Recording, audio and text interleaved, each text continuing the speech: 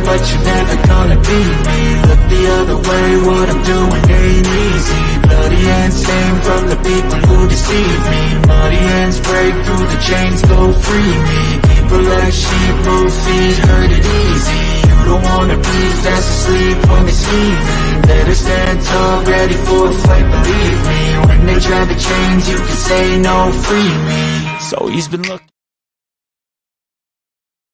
Oh my goodness. Hello, one and all, and welcome to another edition of the Geek Gauntlet podcast. I'm your host, Mr. William D. Morgan.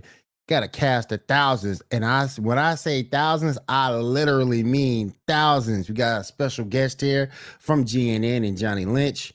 We'll get more into that as we go further with the show, but first, let me bring everybody on. First, she is a writer for GNN, and she is our TikTok and cosplay queen. My girl, let me bring my girl Caddy and Cat. What's going on? How you doing this week? Oh, I'm tired, but hey, that's what happens when con season kicks off. So yeah, I live in a place where I would know absolutely nothing about that. I would love to be that tired. Oh, you give me time. We'll talk after the show. I'll find you events in your area. Okay, cool. All right, let me bring up my next person. She is my anime buddy. She's a person that I talk to all things anime. Bring my girl Janae in. Janae, what's up?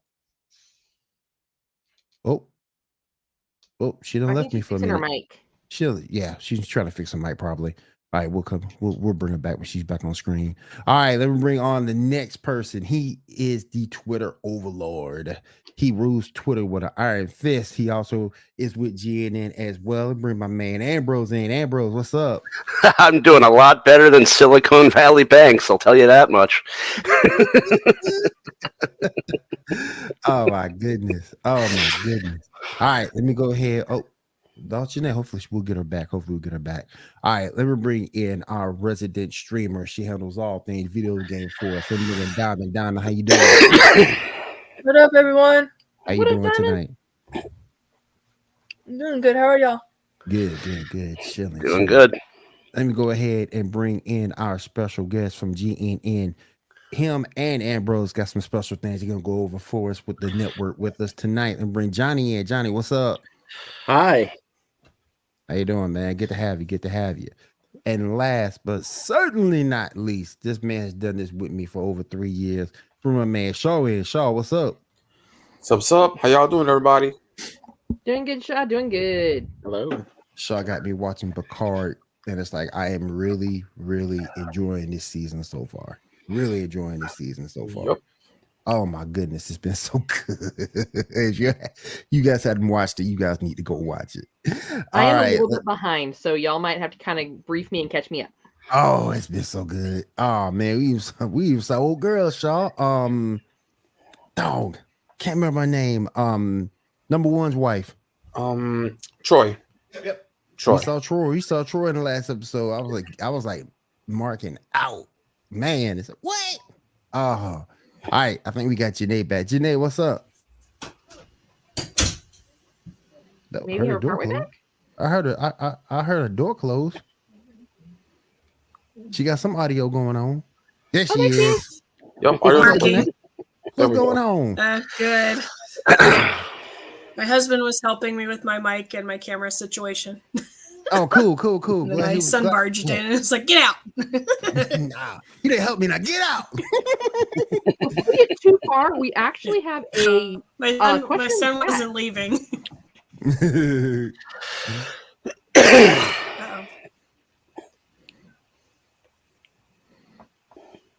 Are you guys pro Thanos snap? I mean, I'm never really against it, depending on who I'm talking to. Thanos kind of got a point. I mean, I think we all know that I like my cats and like 3 other people. So there are times when given the option for the Thanos snap, I mean, I would be pro snap. Like, that's why they don't give me a gauntlet with infinity points. Yeah. Here's one thing. Yeah. If I was given the gauntlet with the stones, I would snap, but I would choose people. Like people who deserve on that. I wouldn't make it random. I feel you. I wouldn't let innocent people die. I would, people that I thought would screw you. Well, I they feel didn't you on die. that. They just went to a universe not where I'm at. Like, I'd be snapping like I'm at like, oh, what was it? The spoken word. That's a good point. That's a good point. Oh my goodness. All right, let's go ahead and get started with everything. Ambrose, let's start with you. What you got going on with GNN, and then we'll move over to Johnny. A good amount of stuff going on. Actually, though, Kat and Johnny are doing a lot of my work for me this time because a lot of the stuff on the site is stuff they did. But I will point out something from Andrew Orozco. It's about how anime fans need to watch Mobile Suit Gundam. He always writes Gundam well, so it's a good article to check out. Gundam's a particular thing for a lot of people. And speaking of Johnny Lynch, he also wrote 5 supporting geeky fiction women who stood strong in honor of International Women's Month. So you want to check that out on the site as well. That's actually our headlining article right now. So just go to geeknewsnow.net and it'll be right on top for you to click on and enjoy. That being said, I don't really have... Oh, one more thing before I turn it over to Johnny. March 25th, one of our own is going through a tough time. Devin Stewart, you might know him as Retro and Wolf on Twitter. His cousin's going through a tough battle with cancer. So him and his wife will be doing a 12-hour stream on YouTube for charity. More details to come. I just wanted to point that out to people. So check out Retro and Wolf's Twitch page. Contact Devin for more information, and I will have more information for you. I've been talking with him. I will have more information with you as he gives it to me. So okay. Now I turn it over to Johnny for his article. Johnny, what you got going on, my brother? Well, in honor of Mario Day on March 10th, that was yesterday, I did a piece that was about what I believe and what I believe GNN fans have declared to be the best NES Mario game, Super Mario Brothers 3. And of the what I would call the NES Mario trilogy, Super Mario trilogy, because I think they had one other Mario game that was not Super Mario. It was Mario is missing, and we don't talk about that. What about Dr. Mario? Very true, but I mean like Super Mario, as in like Super Mario 1, Super Mario 2, and that kind of trilogy. Namesake, I guess. And I just, I felt the idea of, I wanted to talk about something for Mario Day, and I just didn't know what. And then I thought, well, I mean, the anniversary of Mario 2 is this year. I want to say 30, not 30th, 35th? Mm-hmm. Yeah, 35th anniversary of Mario 2 is this year. And I thought, well, I'm going to want to do something when that happens, so I can't really do that on Mario Day this time. And then I thought, well, what's the next best thing? I said Mario 3. And it's one of I think it's arguably the best of the Nintendo Mario games. It has so much to offer. I would say it's probably top on Mario 3? I'm sorry? Do you have a favorite level on Mario 3? Like when you're going through like some levels, let's just face it, some levels are a lot more fun than others in Mario games. Well, let me put it this way. I've never made it to the end of Super Mario Brothers 3. What? I've tried and tried, but I always fail. I get to World 8. That's not my favorite world, but my favorite world, to answer your question, is Grassland, the first world. That's the intro. That's where it all starts. I like World beautiful. 4. I like the Giant Land. Giant Land is pretty cool. That is cool. Y'all got me beat. I never played past Mario 2. Mario 2 is pretty cool. Each one is pretty awesome in its own right. I just, Jonathan Hill, one of our own from the GNN Twitch team, check him out sometime. He said in the post I made at the GNN Greats, where I made the poll, he said, and I'll quote from my article, Super Mario Brothers 3 set a new bar for platform games, the map system, the multiple suit types and power-ups, etc. Technically, it really pushed the limits of the NES toward the end of the system's life cycle, and I think he pretty much hit the nail right on the head. I think he did too. Yeah, I wouldn't say it's like I wouldn't just say it's the best Mario game on the NES. It's one of the best games the NES has put out. Mm-hmm. I think it's actually. I did put set up a foundation. I'd put that up with Metroid, and I'd put that up with a bunch of the other games that people call the best. That's definitely top 5. It set a foundation, that's for sure. That's for sure. And it was, if I remember correctly, I mean, I certainly put it in my article. From what information I gathered, it was basically the herald of the end of the NES popularity toward the end of its life run before the Super Nintendo came about, which wasn't long after Mario 3 got released in the States. And what a third act to bow out on for the NES, you know? Yeah, I mean, they really, and if you look at it, it really laid the groundwork out for Mario World. I mean, without Mario 3, you wouldn't have had the map system for Mario World. So they definitely laid it out. I'm getting feedback from somebody. They definitely laid everything out and made it they ended the franchise on a good note. If there's sound that sounds strange, it might be my heating system. I don't know. Was it out? That might be it. Yeah, that was it. Never mind then. Sorry about that. all good, man. But I was just thinking about Mario. Oh, the greatest Mario is Mario 64. What's up, bro? How you doing, man? Good to have you here with us tonight. And that's such a good point because Mario 64 was good. It was. Yeah, it was good. I didn't like the controls though. There were better games. The controls on it were a little wonky. I was not a big fan of how the game flowed. In terms of it being 3D and in terms of the groundwork it's set for 3D World and Galaxy, yeah, it has a special place. But the 64 is my least favorite Nintendo system. I hate that control. I hate that controller. Yeah, I hate that controller. Yeah, I feel you. See, my parents felt that like video games would rot your brain, so I couldn't have a Nintendo, but I could play as many games as I wanted because computers are educational. I mean, I think the best controller was the GameCube that they put out. You might be. I don't know. That thing melted to your hand, man. Yeah, it fit pretty good. It did fit pretty good. You don't think the Super Nintendo controller was good? The Super Nintendo controller was good. I mean, the Nintendo controller is like the Mario 3 controllers. Without that, you don't have the PlayStation controller. True that. Yeah, so. Yeah, true that. All right. Well, Johnny, you want to stick around? Want to stick around a little bit longer? No, I'm good. But thank you very much for having me. It was you're a pleasure. welcome. Anytime, man. Anytime you want to come on, let us know. Yeah. Anytime you want to promote anything for GNN, definitely let us know. I will. Y'all made it very comfortable.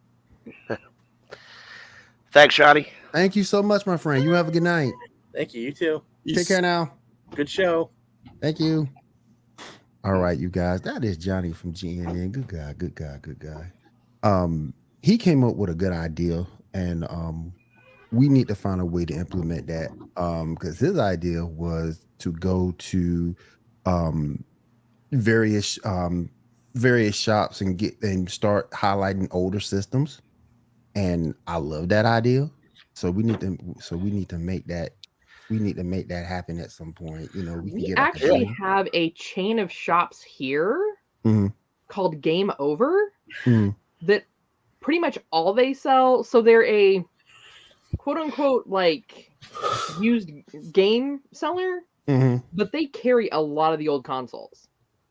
Yeah, I have a consignment shop like that here. It's called New to Us, and whenever I need something for my NES, or I was so pissed I missed out on a TurboGrafx 16 2 weeks ago. They put it up on Facebook. I was like, oh my god, the one time I don't check Facebook and you guys have a TurboGrafx. I was like, oh man. That was how I got my Ice Giants pedestal for Disney Infinity. I remember having the TurboGrafx back in the day, and I played Slaughterhouse and I loved it.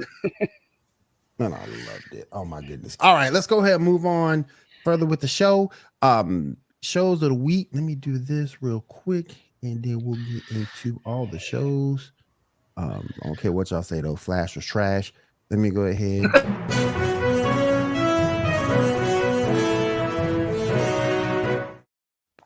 we also have a special request for as you call them, Ambrose D. Graham. We got special requests. If we get into spoils, we need to let you guys know. So this is what I came up with.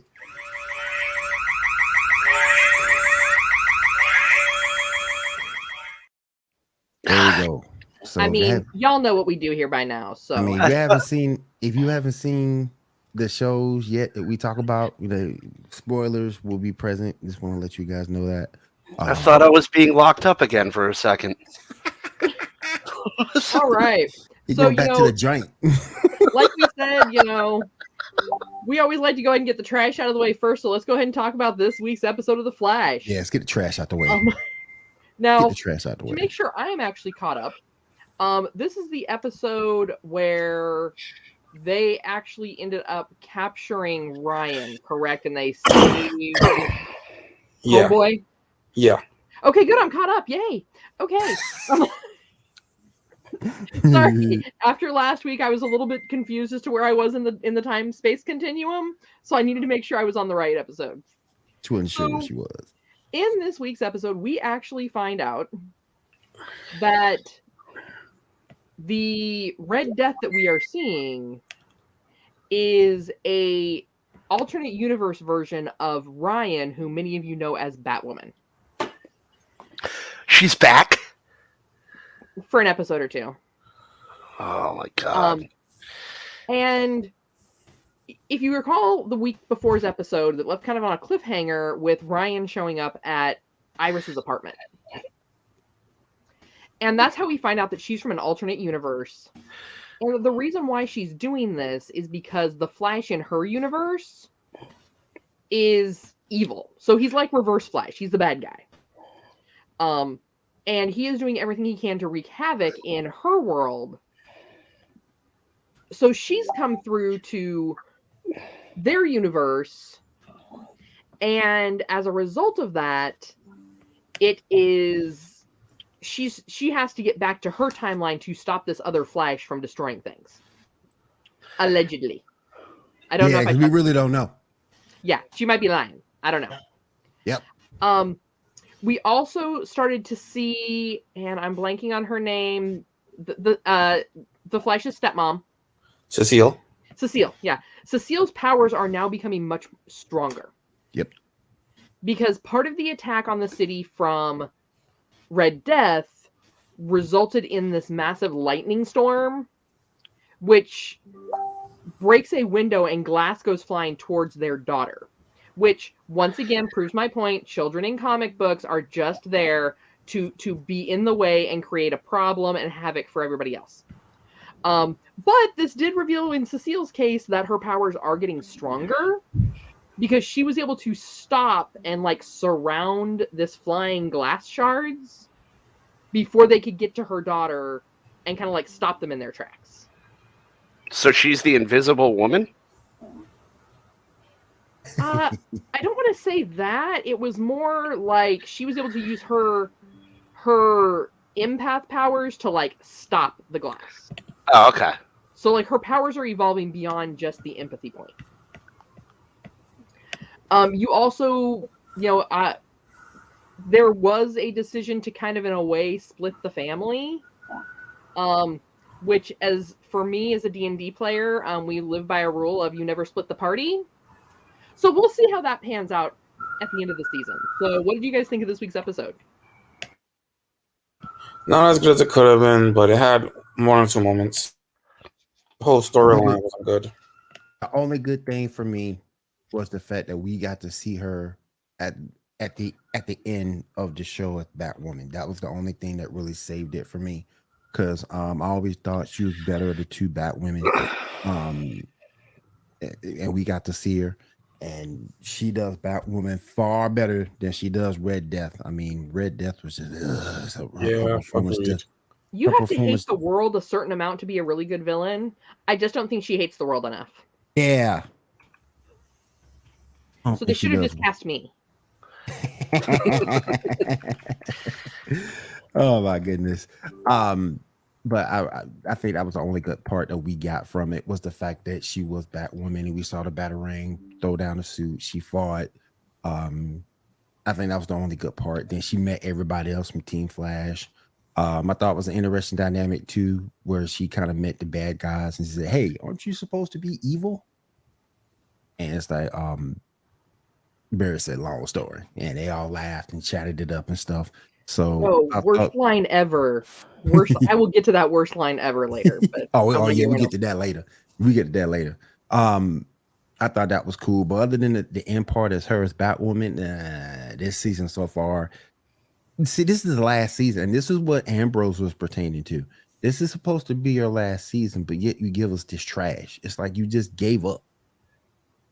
I mean, if I'm not getting more money next season, I'm probably going to give up too. I mean, I see. Yeah, I'm going to work my wage at that point and call it a day. But yeah, but I mean, don't you want to go out on a good note? A lot of these writers still have to work after this. A lot of the producers still have to produce. I'm guessing a lot of these writers probably already have new gigs lined up. Kind of like how it happened with Game of Thrones, which that didn't work out as well for them as they'd hoped. A lot of those writers, when the show was canceled, like they already had new gigs set up. Yeah, there was a great pitch meeting episode about that. They were like, "You can have more time. We can give you more time." And they're like, "That's not necessary. We're fine." And they're like, "No, seriously, you want like 4 more episodes to flesh this out?" No, we're good. We're good with the 8. Ambrose, as being a fan of The Flash, as long as it's not Ezra Miller, how'd you feel about this? Good.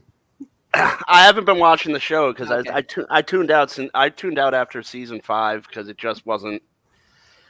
The CW shows have a production life, man, and it's like once you hit like I said, a show's make or break season is usually around 4, and you can tell the direction the show is going to go in, and it just wasn't going in the direction I wanted it to go in, so I just stopped watching.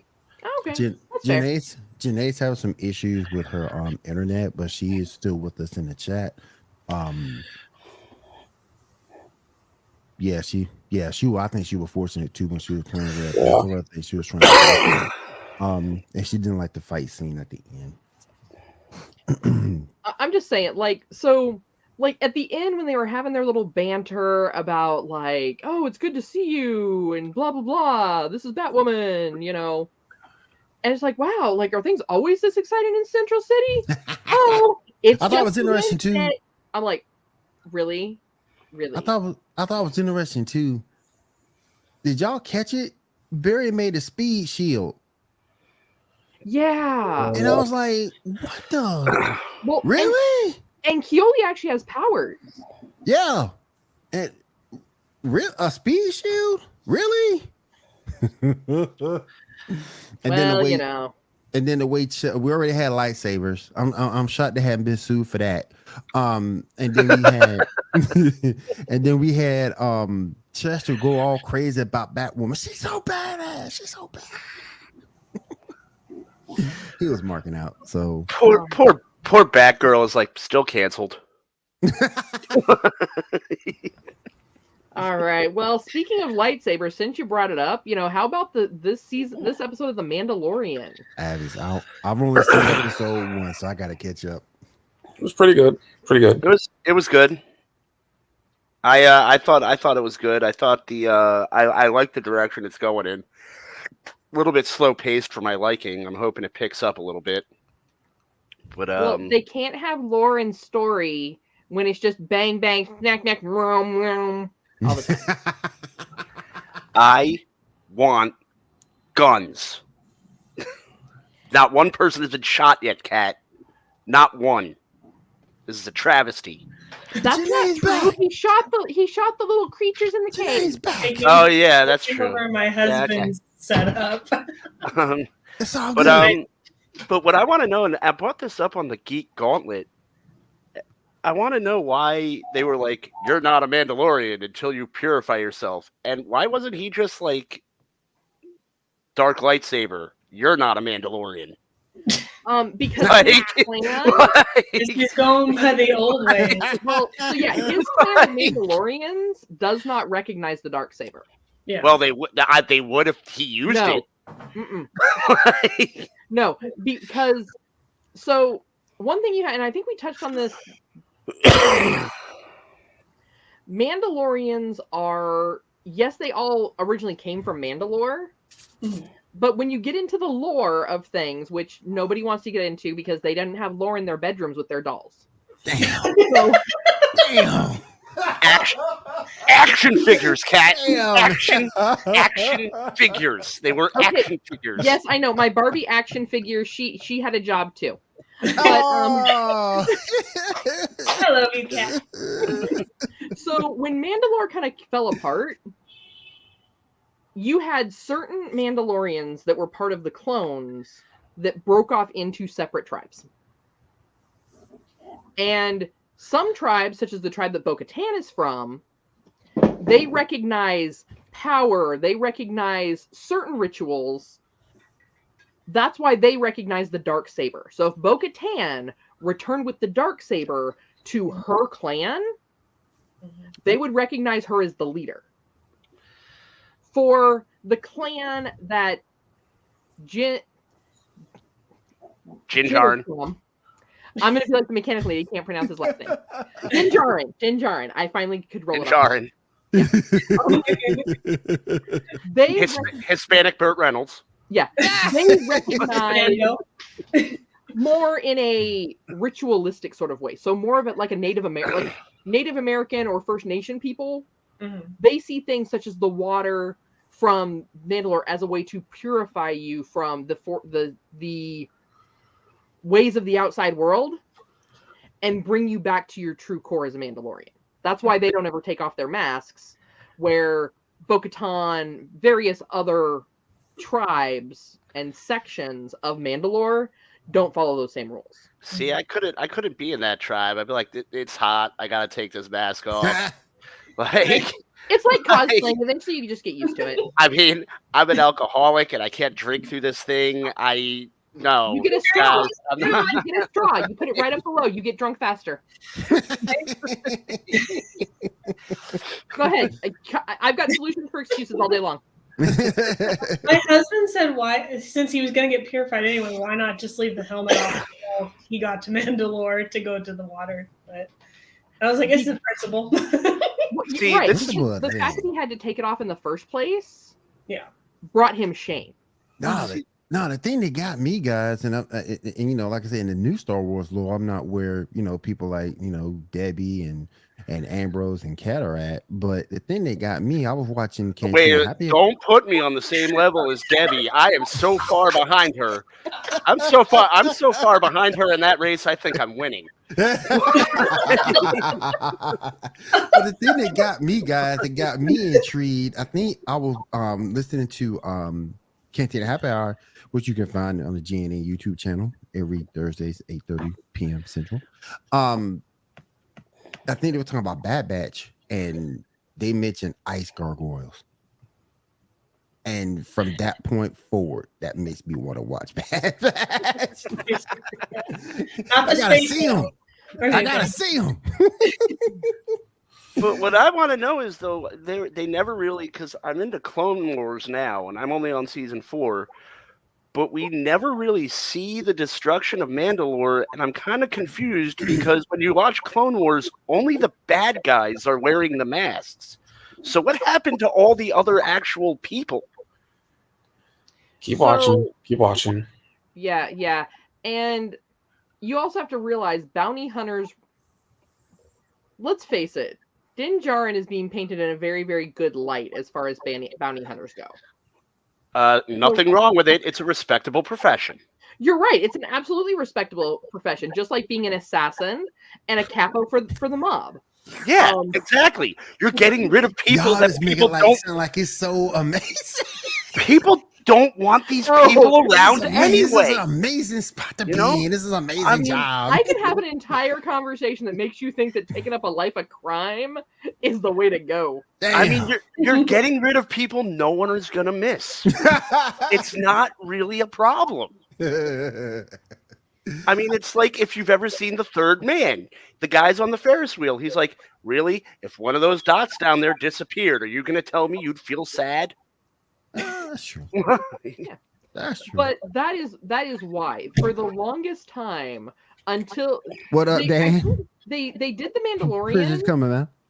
to shut us up about being like, so where are Bane and Revan? Where are our Sith?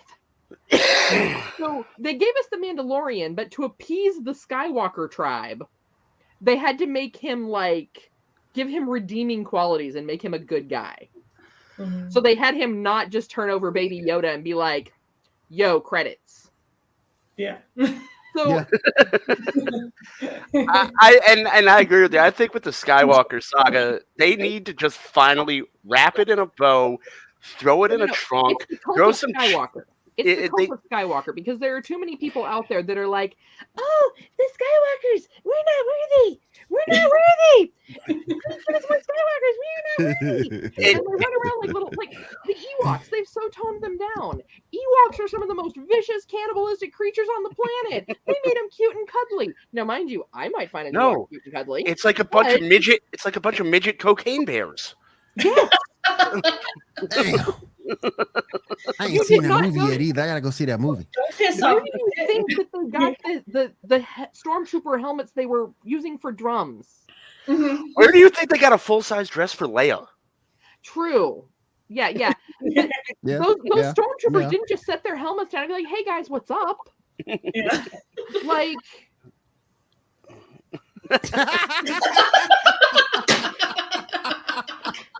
Good one, Dad. Good one. what? No Yee? You're gonna let Yee stay, but not the Kardashians? Come on. Leave the Kardashians make right? money Hey, and Ye porn. actually made Alex Jones make sense. I mean, he serves some kind of purpose in this world. I don't know. So, anyway, back to the actual Mandalorian story. Wait, rails. Yeah. Off. I derailed like a train in Ohio. I mean, I'm sorry. sorry. I'll behave. That train crashed really hard into Cleveland. Very fast, too. Oh my goodness. Universe, here I come. All right. Now back on the tracks. Like we want Waka waka waka. All right, putting the show back on its tracks. Click. Okay. Let's go. All right. What did you think of the episode, Who are you referring to? William? Oh, Okay. I didn't see it. Okay, never mind. What time I know. Shaw, did you watch it? Yep, I did. What you All right, think, Shaw? which thoughts? It was good. I mean, they were in a pretty tough spot, falling into the anomaly. They found out the anomaly was living, that there was some eggs sprouting. We saw some really interesting aliens. That was really good. They got out. You know, we have some history about Picard and apparently him and Jack did meet at one point, but it's a little complicated. We find out that Shaw was at Wharf 359. That's why he doesn't like Picard, because he was there. He was a cadet. Oh He yeah, lost he all did his say that in that friends. episode. Yep. Yeah. So that Oh, did we skip past Mandalorian? I'm sorry. Yeah, just, I think Shaw did. That's all right. Okay, all right. No, I just want to make sure That's I'm fine. on I track. derailed the Mandalorian train. Let's not go on to Picard. Let's go. I'm sorry. My bad. No, you're good. You're good. No, I But was just trying. But I was Shaw, just trying to catch up. But Shaw, the thing that made it so good, to me, was the fact of just how everybody was written to be back in the story and how they were just seamlessly written into it.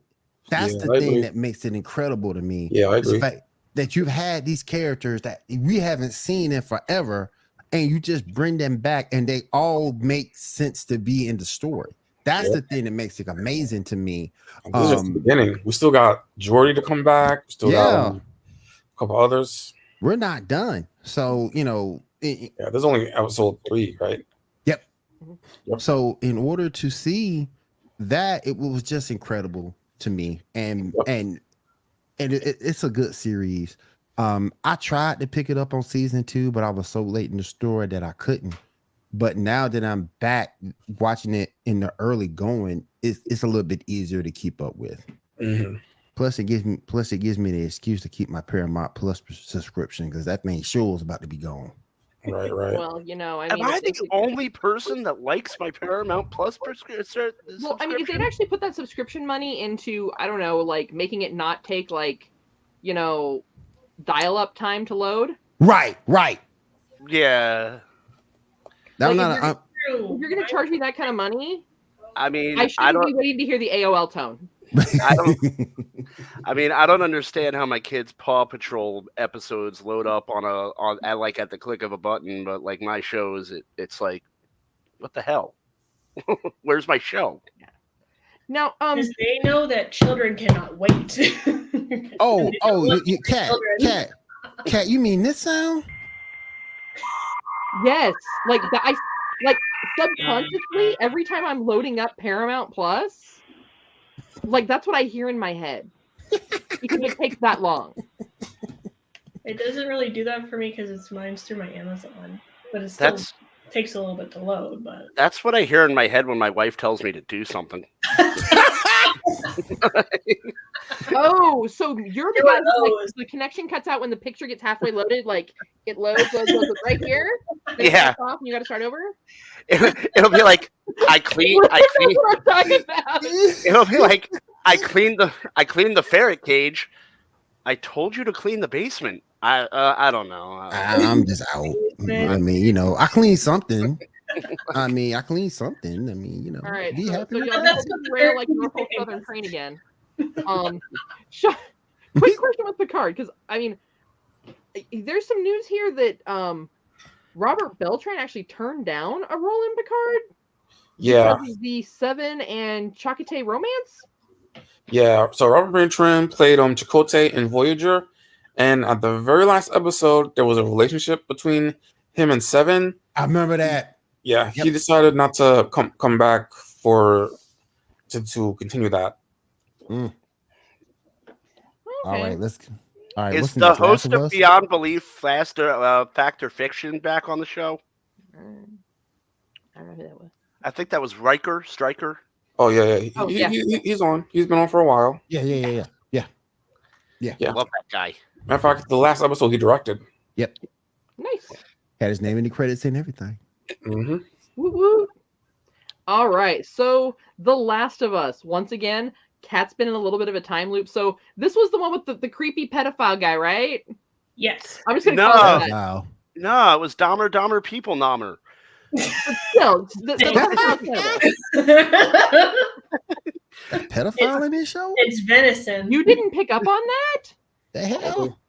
You didn't? The hell? Wow. Wow. I All never right. had a All right. pedophile in this But show. listen, Wow. I didn't pick up on the. You didn't pick up on. Okay. Full disclosure, You know what? I haven't watched the episode yet. Full disclosure. Now, you know what though? Now that she's pointing it out, But and now now I'm like Samsonite. Wow. Yeah. Now y'all got Okay, now y'all got me. Now roll that for a minute. Now y'all got me. People. Now y'all got me wanting to watch it. So. No, you don't. It's creepy. In this particular episode, I was very uncomfortable watching that episode. Wow. Ellie is in a Pedophile, situation where she has no choice but to go out and find food, find something to help Joel. In the process of this, she runs across 3 men who are out hunting who are from a different community than the one where Joel's brother is, and they were helpful, etc. And they decide that after they found, and because she had killed a deer and she was hunting that deer down. Mm-hmm. But these people, of course, like a lot of communities during this type of event, they're running out of food. And as someone who has lived in Wyoming, that is easy to have happen. I mean, at least in that type of setting, when you don't have like a grocery store. Mm-hmm. Not as many animals are out. You have to hunt. You're hunting in very rough conditions. And the animals are better at hiding than you are. So, as a result of this, she pulls a gun on them. And is like, here, I'll share it with you guys. But these are the things I need in exchange. Should have put out the gag. And one of the things that she exchanges for is penicillin. So there's this conversation, and you've seen some conversations back at this community where you have a very religious community where their leader feels that he is a father figure to all of these young women. which was a little odd. Samsonite. I was way off. And I honestly, I didn't pick up on it right away until he sat down next to the girl whose father had recently passed as one of the party that had attacked Ellie and Joel. Mhm. And it was the way he put his hand on her and said, "Don't worry, you'll always have a father." Oh Lord. Oh Lord. That is creepy. Oh, it gets creepier. That was the tip of the iceberg. No, dude, he really did look like Dahmer People Nommer. Yeah, and I think that's Like, well, and he was that too, but then he's even creepier than that. Maybe So, enough? Two? yeah, it gets worse. Damn. So Ellie gets the medicine to Joel, but these guys are like, "Hey, we need to find her and her people because her obviously her and the man she's with are the ones that killed our people, and our people want justice." So they get there. Ellie barricades Joel in and distracts them to get away. But in the process, they shoot the horse, which then throws her and basically gives her a concussion. Yep. Knocks her unconscious. And they take her back to we'll call it the commune. Why not? You know, because really, if you put the combination of the everybody's daddy and the cannibalism, you get a little more helter skelter. So we're getting into a little bit more like Manson territory here. Sorry. What? Yeah. So they've got her locked up, and he's talking to her, and he's explaining to her that, you know, she's a strong survivor, and their community needs survivors, and together they can help build a stronger community that is fruitful. And that's where she breaks his finger. Yeah, he's clearly trying to do the G word that gets you banned. Yeah, that gets you banned from YouTube. But yes, that word. Yeah. He's setting it up to groom her, and I think he wants a sister wife. Yeah. Or something, you know. Yeah. So. God damn, you pointed that out. I'm so mad I missed that aspect of it. Yeah. Dads, like, watch more on that. I mean, no, because I was just watching because it's the episode, give or take a couple of action sequences that they had to cut, obviously for time. Right. It's the episode that is Diamond. I don't know if you've played Last of Us. To me, it was the episode that's the most accurate to the game, right down to the fire at the end. It was like, wow, they really just ripped from the game, and they gave the fans. They gave the fans what they were looking for. Part of what may have added to that too, right? The guy who got cleavered was the voice actor that does Joel in the game. Yeah. Wow. I gotta watch there was another actor that that did a voice in the game too. I forgot who it was. They've been bringing in the voice. The guy that was in Kansas City. Yeah. Who was the deputy, I guess, to the other girl that was the head of the rebels. He was the voice of Tommy. Yeah. I gotta watch this show because I put it on my list of things to watch, and I always seem to forget it. I gotta get caught up. So I do kind of like how they're bringing in people from the game and giving them these little cameo spots and But it was the most true to form. As far as the adaptation goes, it's the most faithful episode to the game I've seen so far. And right now, I don't really care. It's a good show, and I know they have to change things for people that don't watch. I think I'm giving feedback. I don't know if you guys are getting it. But they're doing a really good job towing the line for people that haven't played the game and people that have. And I'm really just satisfied with the show so far. All right. Shaw, did you catch that one? Did you catch Last of Us? I did not see Last of Us. I'm like way behind. Yeah, I gotta watch it because now y'all got me curious. Yeah. All right. don't eat anything heavy before you watch this episode. It gets you kind of queasy. Really? Okay. I mean, I'm fine. I can like eat spaghetti and watch people like dissect things. It's fine. I was fine, but like I instantly regretted dinner. I was like, oh. See, I'm like the kid that, like, when I saw killed monkey brains in like Indiana Jones, I was like, oh, how do I make Cat's that? like Evelina for He-Man.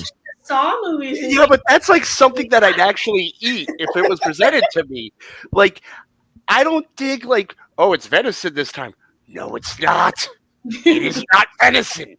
That is not venison. I Cat is like drink blood of my Evelina from enemies. He-Man. So I I mean, mean, she's Evelina. That's what you are, Cat. You're Evelina from He-Man. That's who you are.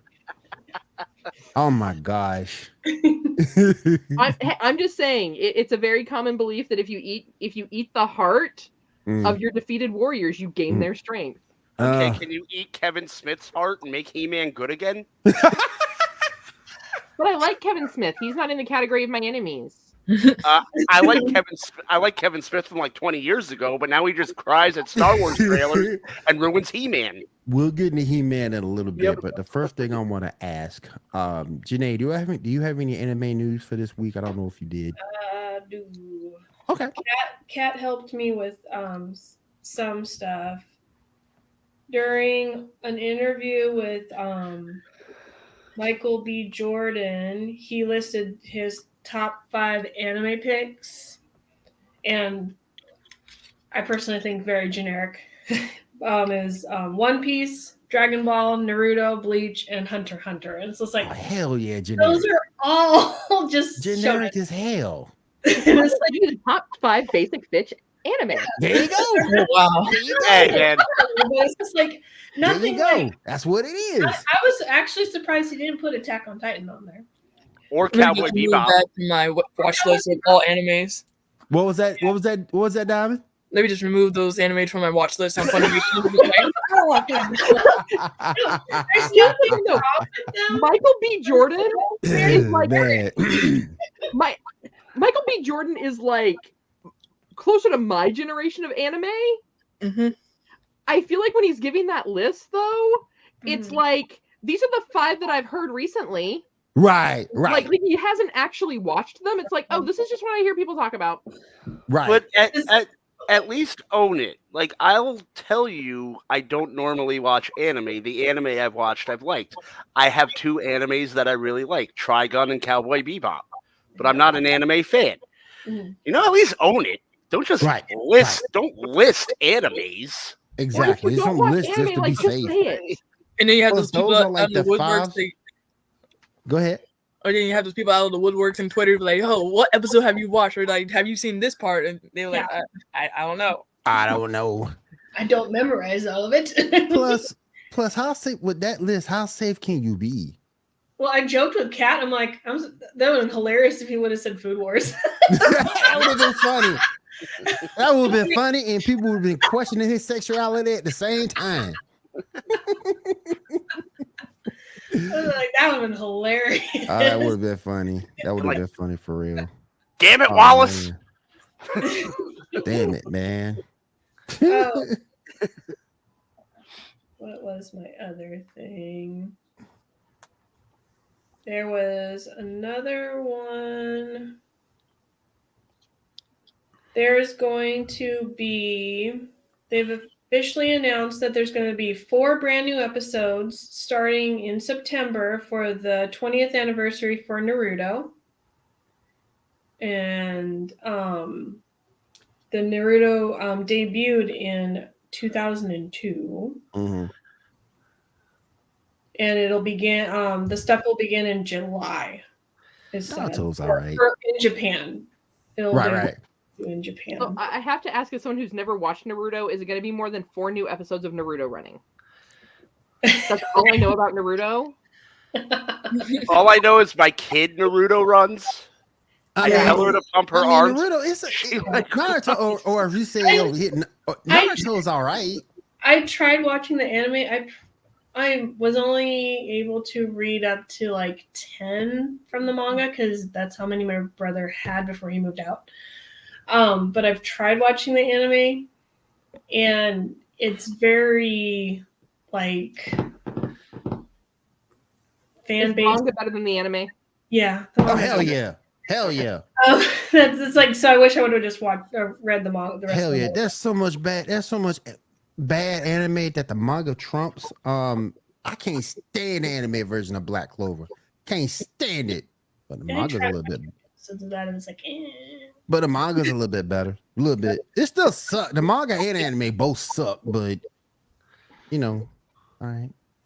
And then I have the top 10 anime for the week. Number one is Tomo-chan is a girl, which I find it's a very funny comedy. This tomboy is trying to get her crush to notice her as a girl because they grew up together and she was such a tomboy that he didn't even know she was a girl till they hit middle school and she was wearing an actual girl outfit because in elementary school you can wear whatever the heck you want, but middle school and high school you have to wear uniforms in Japan.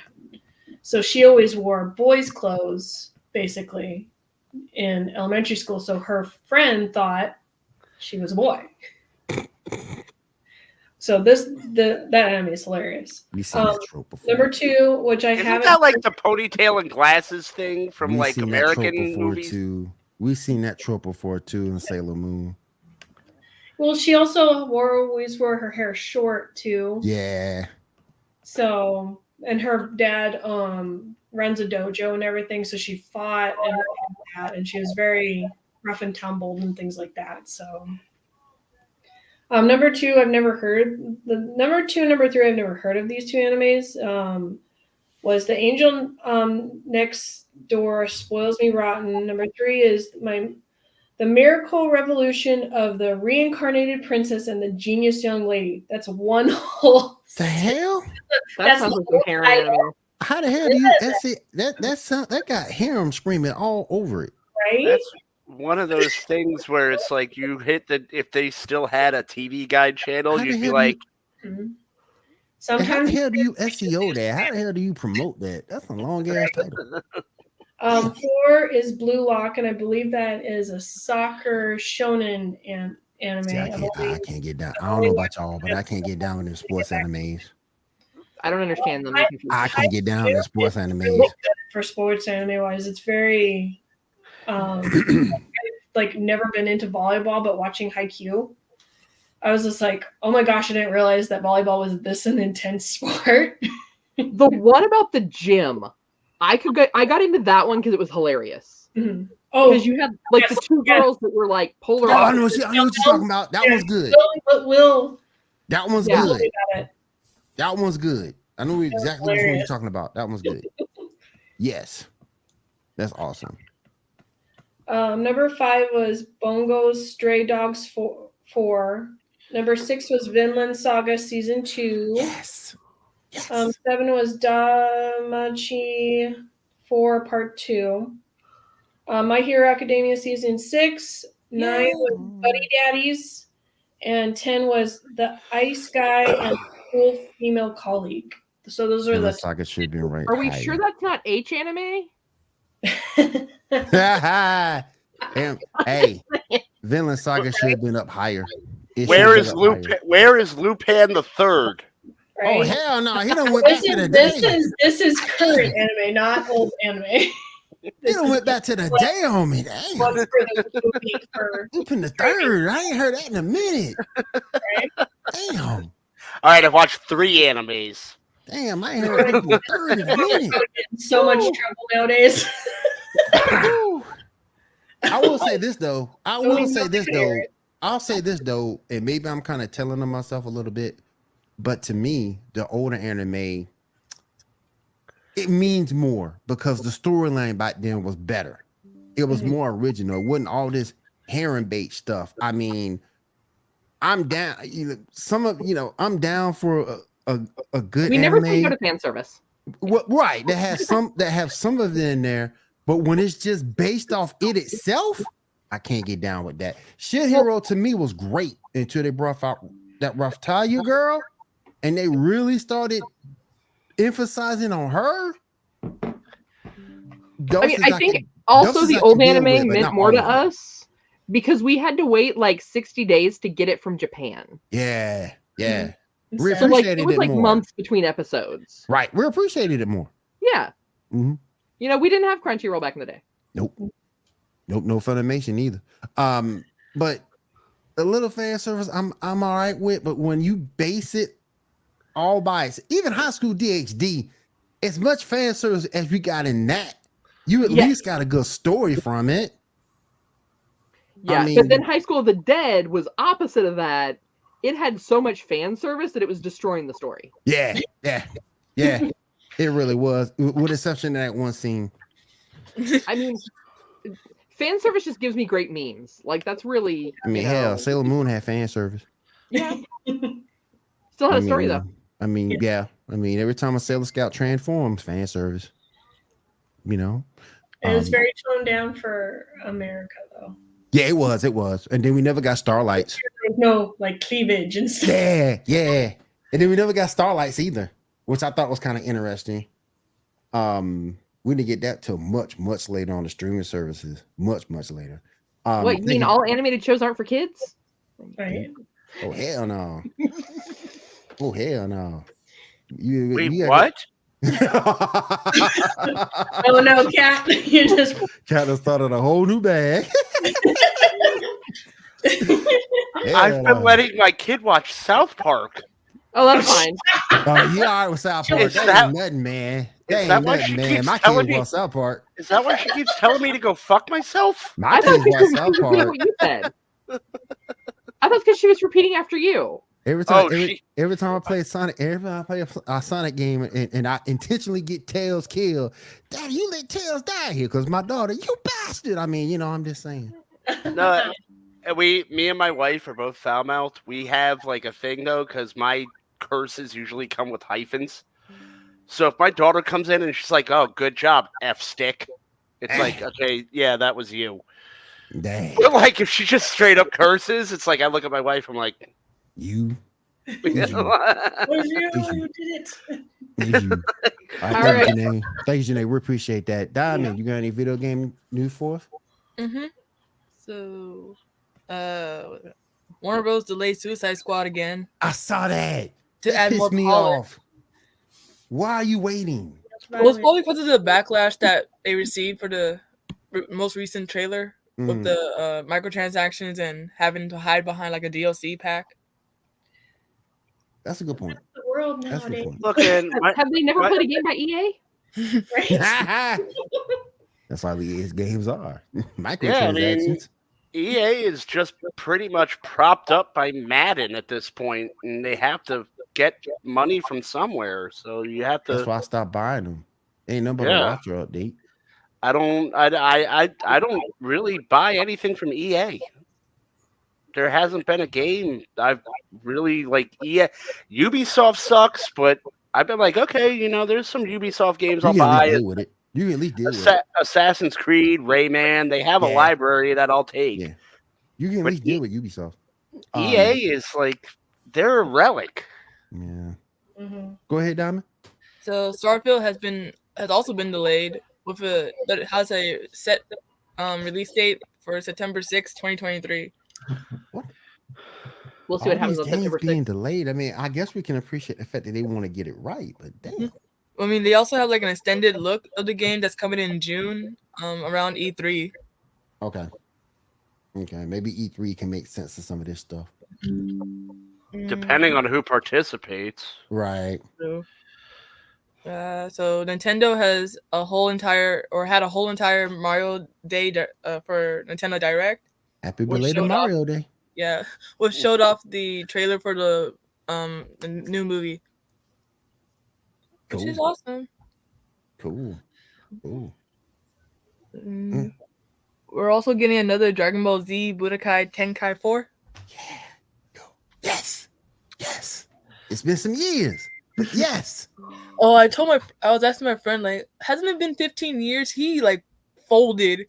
He was like so ashamed. He's like, "Oh, you made me feel so old, Diamond." I'm like, "I'm so sorry. I didn't mean to." So I told him that, Tenkaichi 3 was so good. yeah, I haven't played them though, but I'm like, I want to play. Oh my gosh, you hadn't played 3. Oh, you had the fusions on there and everything. Oh my gosh. Perfect with the fusions, though, didn't you? Because I remember watching my brother play that, and he gets so mad if it wasn't exactly right. Oh yeah. Oh my gosh, they were on the they were on there. You had a lot of BoJack's gang on there too. So RoboCop Rogue City has some gameplay out, and from the people behind, and it's from the people behind the recent Terminator game. Cool. RoboCop deserves a good game. RoboCop still hasn't saved Detroit. As you can see now, Exhibit A. Would you really like? I mean, Detroit has the Lions. Are they really worth saving?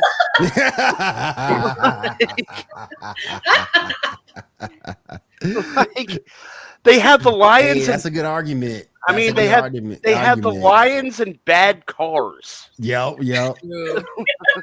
That's a good point. Anything else you got, Diamond? Apparently, Sony is more paranoid than ever about the Xbox now owning Call of Duty, with Sony now saying that since Microsoft now owns Call of Duty, they will allow Call of Duty on PlayStation, but Microsoft can also release it in a more buggy and crappier state that basically hurts the competition. Facts. Yeah, they're and that's petty. That's petty. I get it, but it's petty. No, Sony is piggybacking off of that. Sony's going all in. I read about that yesterday. They are not signing a deal. Microsoft wants them to sign a long-term deal, and they're dead set on nixing the purchase. Well, so here's my argument though. So if they're upset about Call of Duty being an Xbox exclusive, are they going to give a Final Fantasy to Microsoft? Right. No. It's like a trade. Or like Tekken. Yeah, but that's my whole thing is you Tekken can't 2. get mad about they're not mad about Halo being a Microsoft exclusive. But that's different because Final Fantasy wasn't ever on the Xbox. But here's the thing: if you want to complain about exclusivity, Yeah, it was. Was it? Yeah, early days. Mm-hmm. It was. Mm-hmm. Yeah. Okay. All right. You have to be willing to give up your exclusivity too. Right. Yeah. Well, I mean, this is the problem Nintendo ran into going into the mid-90s. Nintendo made a lot of enemies, locking things up and boxing people out in the 80s. And That's Sony's running into that now. Well, and Sony so proprietary. I mean, everything with Sony, from their camcorders to their videos, part of what killed Sony Electronics was that they were more proprietary than an Apple Mac. Mm-hmm. Yeah. And yeah. They made that their bread and butter of oh, people are going to want our name. Well, guess what? You didn't keep up the product quality for people to be I'm that loyal to Sony. Right. But you created that for yourself. And then when it went into software. Yeah, and history. I'm sorry to cut you off. You finish up. I'm sorry. I mean, historically, they've always had titles that there are more Sony exclusive titles than there are Microsoft exclusive titles. There are. You can't really claim a monopoly if you're doing the same thing, but you're not willing to give some of what you've had or now made proprietary up. But to somewhat agree with Kat on that is history repeats itself.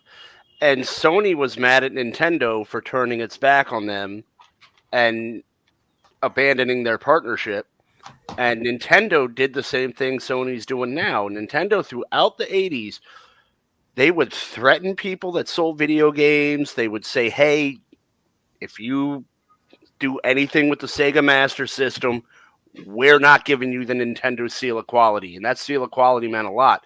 And Sony is the exclusive holy grail now. But Microsoft, with the chip shortage, got a leg up with the Game Pass, and they're coming back on it. And now Sony doesn't really know. I wrote an article about this last week. Sony's getting punched in the mouth, and they don't know how to deal with it. Well, then they need to quit acting like the crying kid on the playground. Because Microsoft, you can share their toys. Microsoft figured it out. They had the Game Pass. They said, people don't have access to the systems. Let's let them play it on their PC. Let's figure out a way to circumvent this shortage. What they also did, they went back in and they made these games so they would be backwards compatible. Yeah, to the Xbox One.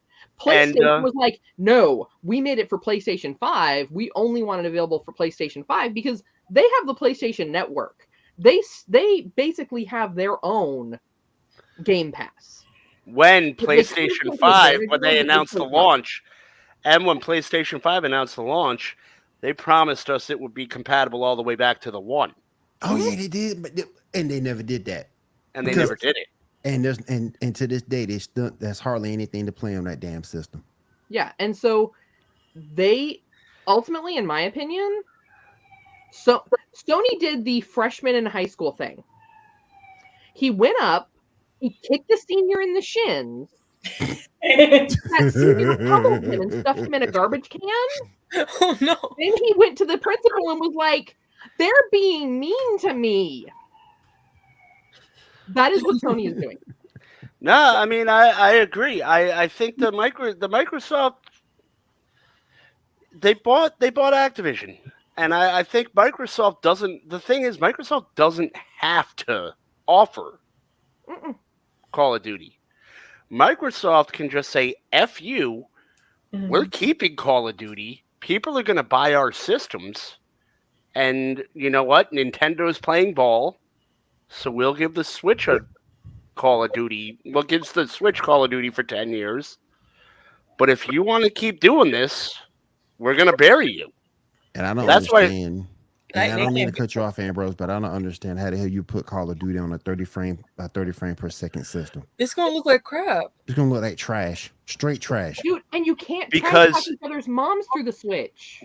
Yeah, but the thing is, that's the main draw of Call of Duty is 12-year-olds telling each other what they're going to do to each other's mothers. And who play? I'm saying this as a Nintendo fan. Who is the primary owner of a Switch? 12-year-olds that want to play Call of Duty. But it's not going to have the multiplayer capability in the same way that it does on Xbox. Like, that's the thing I don't think Nintendo understands. The Call of Duty actually has a decent story if you play the story mode. Yeah. Most people do not. True. They play the game so they can talk trash. Right. I actually had to play the story mode because I bought Call of Duty on the Wii U. So yes. Oh, you had to on the Wii. You had to on the Wii U. So maybe that's the catch. Maybe you can only play story mode. Like they're aiming for people that want story mode. But most Call of Duty players, which is why I think it's hilarious they're putting it on the Switch, because the Switch, to my knowledge, you can't hook like a headphones up to it and like multiplayer. Oh no, you can. You can. Okay. You can. Mm-hmm. Yeah. Well, then. But it's an inferior. It's an. I have the frame rate. But no, it's an inferior system. Yeah, I mean, way inferior. Way inferior. Even they came up with the OLED, and it's still 30 frames per second. Yeah, I mean, that's what I'm saying. Is like, why would you even want to play Call of Duty on a Switch? I mean, that's why, like, I'm a huge MLB The Show fan, and when I have a Switch and a PS5, and it's like, why would I buy the MLB game for the Switch? I mean, it would be cool to play it on the go, but even with crossplay, if I play someone on PlayStation, they're going to know what I'm doing 10 moves in advance. Like, yeah, and I mean, no kid wants to sit in the back of his parents' car screaming at the other people playing Call of Duty because their mom's going to reach back and smack them and wash their mouth out with soap. I mean, personally, that happened to me regardless, so I really wouldn't care. But, I mean, and I think that's a reason why people play League of Legends, because I was into League of Legends for a while. And the reason why I got out of League of Legends because the community is so damn toxic, it ain't even funny. I mean, they were cussing, talking about your mama, your daddy, your sister, you. But it's like more of a humbling experience when you like walk in and you think you're top shit, and then someone talks mad shit about you. And you're just like, okay. Yeah, but you have to realize though, back in the day, with like when Xbox Live launched, we were brutal to each other. That is true. That hasn't changed. That is we true. were recklessly brutal to each other. It was like no holds barred. You didn't get banned. There were no complaints. It was like, if I see this guy in real life, I'm punching him in the mouth. Yeah. So a few years back, I was over at a friend of mine's house, and her son wanted to play Halo with me. No, he wanted to show me this cool new tactic that he learned in Halo. What's up, man? And essentially, it was the same thing we've been doing since Halo came out in multiplayer, and it was teabagging each other. And I was like, hold on, give me your controller, kid. Let me show you how we do it. And he was like, he looked at me, he's like, oh, I thought that was something new. I was like, nah, boyo. Like, I'm like, hold on, let me get the screenshots of this too for you while you got it. Dom, you got anything else for us? Yeah. So PlayStation or Discord is now available on PlayStation 5. Didn't they go through a because I thought I saw when I logged in, they came out with a new terms and conditions too. Yeah, it's like a whole new so with the update, it came with like quality of life folder. Yeah, Ando, what's up, man? Ando, happy birthday! Happy birthday, bro! Happy birthday, Ando! He's 21. Yay! It came out with like a VR filter for games, along with the refreshing rate of 1440p, which is like the top tier rate. Which you should have been there already, but that's just me. But yeah, that's the entirety of it. Also, like Halo Infinite Season 3 is available now. Oh, cool. But you know what though? Every now and again, I'm finding myself taking my Sega Dreamcast out, playing Halo Wars. I love that game for some reason. I love that game. All right, let's move forward. Kat, what else you got? Well, we got some more news from the MCU. Marvel Studios is creating their very first original MCU superhero ever. In What If Season 2, it's going to introduce a new hero known as Kahori during Phase 5. Oh yeah, that's the Indian character, isn't it? Mm-hmm. Yeah. I love this idea. Me too. I love it. You need to break up the stagnant. You need to break up the stagnant. I'm tired of I'm tired of them getting lazy and just being like, oh, we have no ideas. Race swap this character, gender swap this character, whatever. So with that though, throughout a lot of, if you get into the comics, deep into the comics, there are a lot of characters that through the multiverse that Marvel has always had. Yeah. That there has been a lot of gender and race swap. Okay, yeah, you have Ultimate and you have 616, and that's fine. Yeah, okay, I agree with that. Marvel's always had quite a bit of diversity. Even when they were told, we don't want you to write about diversity and inclusion issues, the X-Men is a prime example of this. Facts. Because when they wrote Professor X and Magneto, they were written to represent Malcolm X and Martin Luther King. So, I know. The whole complaint that, there's too much gender swapping, race swapping in Marvel, it's always happened across the multiverses. That's true. Yeah, but it was, you had 616 Nick Fury and you had Ultimate Nick Fury. You had 616 Colossus, you had Ultimate Colossus. True. You But then still you have, had the like characters. Thor and Loki. Those two have swapped gender, race, species, everything else throughout the comics. They're gods, and they must be crazy. I'm just saying, I definitely agree that, when it comes to inclusion, it's better to create a character to represent what you want to represent. But I feel that some of the outrage people feel about Marvel doing what Marvel has done for decades. I'm not saying I feel outraged. I'm saying I like the fact that they're actually showing the initiative to create a new character and have, no more lazy writing. No more lazy writing. Just you're creating a new character. No more lazy writing. Exactly. No more like, hey, let's just make, Captain America Puerto Rican. I mean, And it's like, I'd have nothing against that, but it's just kind of like they sit there and they're like, we need to check these boxes and we need to just make Captain America Puerto Rican. Real quick, guys, that's our invitation to our Discord link. Ain't the most active Discord in the world, but if you guys want to sign up, there you go. Nice. Feel free to come on in. Go ahead, Cap. All right. You want to bring up pick number 17, brings us to some more fun news. We've got Sandrine Holt is taking over the role of Vanessa Fisk in Daredevil Born Again. Mm-hmm. Who played Vanessa Fisk originally? I don't remember her name. Oh. I don't even remember Vanessa Fisk. Chick Right I at the end. kind of do. the chick that played Lara in Man of Steel.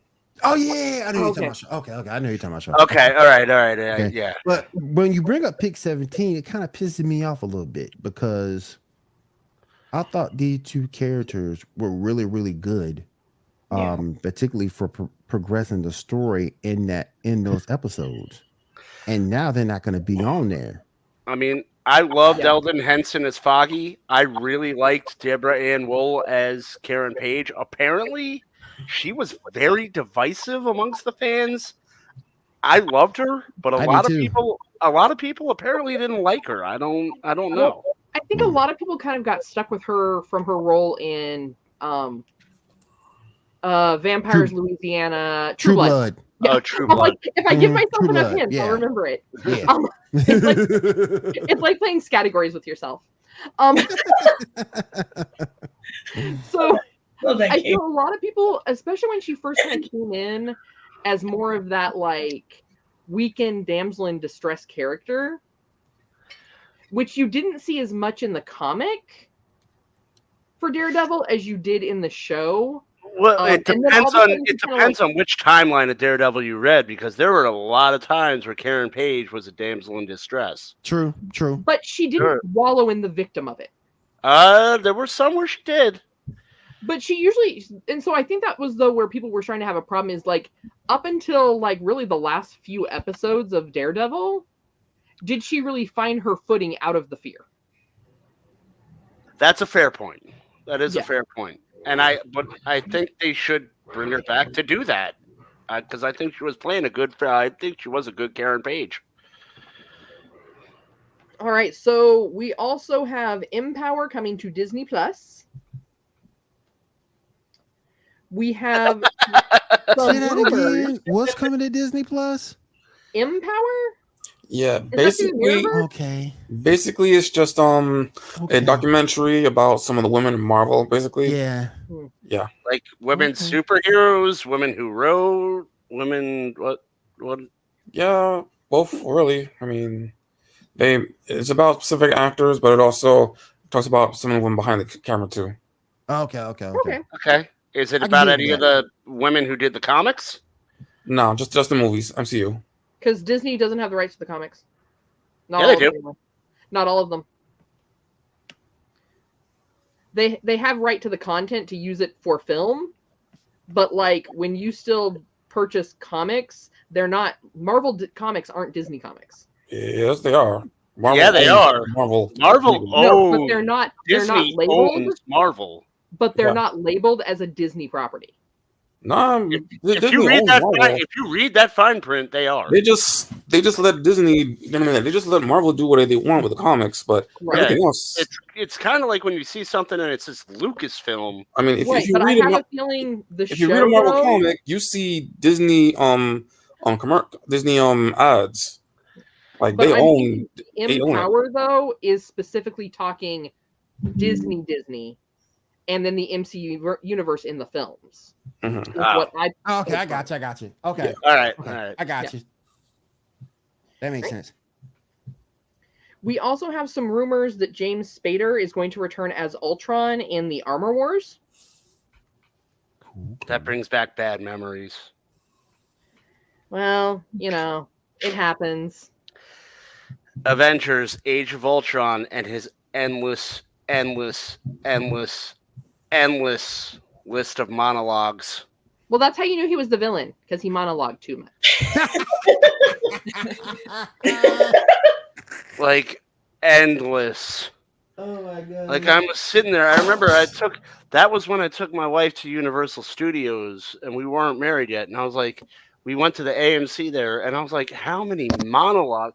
This is worse than a Bond villain, and he's a robot.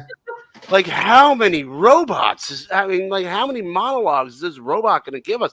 I get it. You hate us. Just kill me so I don't have to keep watching this movie. Well, that's why ChatGPT can actually write like an entire curriculum for a college course. It's the monologuing. They just don't have a stop point. So if we go to pick number 1, we've got some Madam Web news. Oh yeah, I don't know how I feel about this though. So Sydney Sweeney is going to be reportedly playing a second version of Julia Carpenter's Spider-Woman in Madam Web. Okay. I get it. Is that the girl from the White Lotus? I haven't no. seen that one yet. No. That's the girl from Euphoria. No. Yeah. Yeah, she was in White Lotus too. She sucks. Well, She has- She might be right in this role though. Written poorly.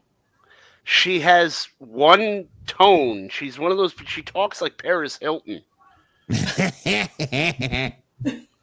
She might be right in this role though.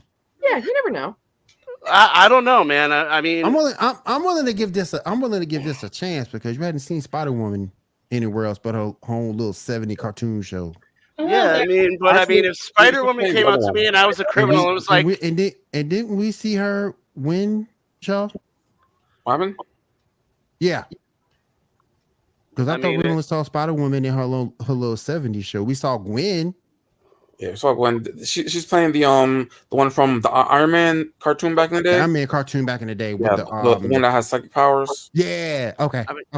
Just going by how that actress talks, if Spider-Woman came out to me and I was like robbing a bank, and she was like, "You like totally robbed a bank," and that's just not cool. People also had like their doubts about Jason Momoa as Aquaman, but it turned out his abs saved the whole movie. Listen, got a redeeming quality somewhere. You do realize we have a show planned where you talk about Jason Momoa and Debbie talks about Harrison Ford. Yes, we do have a show planned for that. We do. We actually do. We actually do. What are you guys going to call it? The Thirst Trap? Yes. we were looking for a title. You just gave it to us. We do have a show planned for that. We really do. I keep telling Debbie she's gonna get Harrison Ford beat up. I keep telling her that. Harrison Ford is gonna Thursdays. Harrison Ford is gonna get in a car accident on a mountain, and Debbie's gonna be sitting there with a sledgehammer like Kathy Bates. Like, yes. I'm sorry, but seriously, if you ask anybody, they will tell you. Aquaman. Nobody watched Aquaman for the story. The story is trash. Oh, real quick. I watched it for Amber Heard. Her acting skills are superior. Quit lying to yourself. Quit lying. Quit being sarcastic, sir. Her dog stepped on a bee. Hey, real quick, in case y'all missed it, and I know she's not here to defend herself, but it's so doggone funny. I did keep it.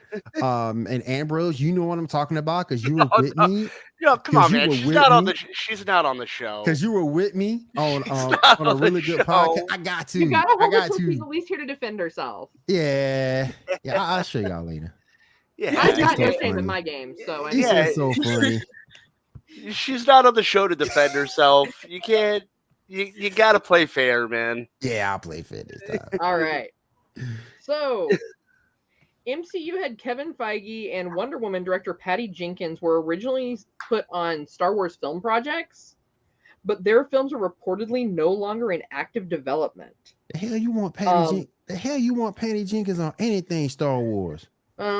Obviously they don't any longer because they're still keeping and I can never pronounce his name right. Taika Waititi. Yeah. Okay, I pronounced it right then. But his projects are still totally greenlit. I don't think they will be for long.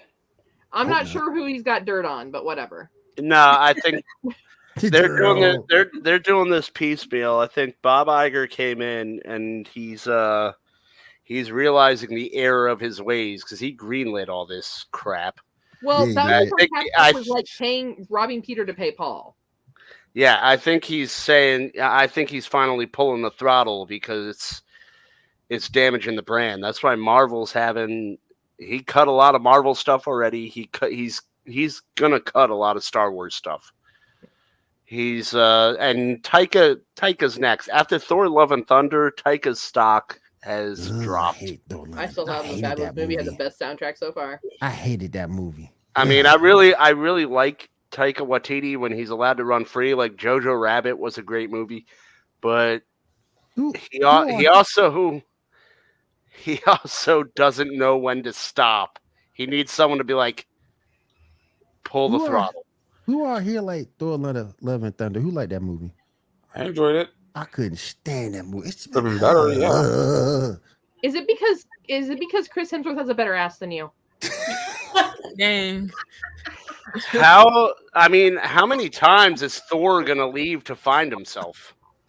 He's like Jesus. He keeps going missing. I mean, how many times is Thor just gonna wander like Pablo Escobar in Narcos season 2? Oh, he didn't say Pablo Escobar. And just sit there with like his hand on his hips, staring into the distance. The movie.